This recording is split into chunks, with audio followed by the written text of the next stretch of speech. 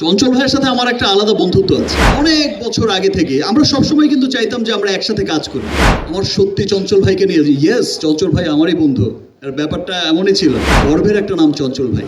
আর চঞ্চল ভাইকে নিয়ে চঞ্চল ভাইয়ের সাথে আমার একটা আলাদা বন্ধুত্ব আছে, যেটা আজকে থেকে নয়। আমাদের দেখা, আমাদের আড্ডা, সে কিন্তু অনেক বছর ধরে, অনেক বছর আগে থেকে আমরা সবসময় কিন্তু চাইতাম যে আমরা একসাথে কাজ করি। এবং আমরা সবসময় চাই যে বাংলা সিনেমার কত, চঞ্চল ভাইয়া কিন্তু মনে প্রাণে চেষ্টা করে যায় যে কত একটা ভালো সিনেমা মানুষকে উপহার দেবে, দর্শকদের উপহার দেবে, দেশ বিদেশ থেকে তার সুনাম করবে। আজকে যখন পদাতিকের ট্রেইলার দেখেছি, আমার এত ভালো লেগেছে।